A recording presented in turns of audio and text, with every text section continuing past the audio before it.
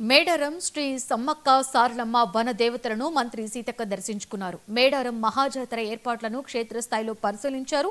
ఈ సందర్భంగా ఆమె మాట్లాడుతూ కాంగ్రెస్ సంక్షేమ పథకాలను ప్రజల్లోకి తీసుకువెళ్లాలని కార్యకర్తలకు పిలుపునిచ్చారు. బీఆర్ఎస్, బీజేపీ పార్టీలు పనిగట్టుకుని కాంగ్రెస్ ప్రభుత్వం మీద విమర్శలు చేస్తున్నారని సీతక్క మండిపడ్డారు.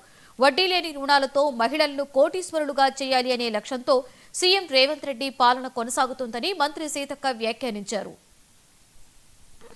సమ్మక్క సారలమ్మ గోవిందరాజు పగిడిద్దరాజులను దర్శించుకోవడానికి మరి మేడారం రావడం జరిగింది. మాతో పాటు పోలీస్ అధికారులు, పూజారులు, ఇతర పెద్దలు కూడా అందరం పార్టిసిపేట్ చేసి ఈ యొక్క జాతర రాబోయేటువంటి కాలంలో జాతర జరుగుతుంది. సేమ్ టైంలో మరి పెద్ద ఎత్తున ముఖ్యమంత్రి రేవంత్ రెడ్డి గారు నిధులు కేటాయించి ఈ యొక్క గద్దెల ప్రాంగణాన్ని పునరుద్ధరించాలి, అద్భుతంగా నిర్మాణం చేసి 1000 ఏళ్లు భక్తులకు అందుబాటులో ఈ టెంపుల్ ఉండాలి, గుడి ఉండాలి సమ్మక్క సారలమ్మ అనే ఉద్దేశంతో మరి వారు కూడా యుద్ధ ప్రాతిపదికన తీసుకొని పనిచేస్తూ ఉన్నారు.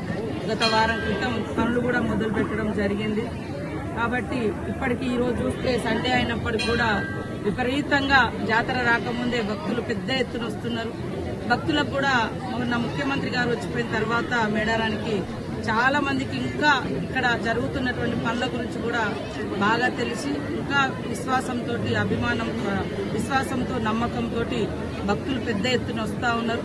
ఈరోజు మరి సమ్మక్క సారలమ్మ గోవిందరాజు పగిడిద్దరాజులను దర్శించుకోవడానికి మరి మేడారం రావడం జరిగింది. మాతో పాటు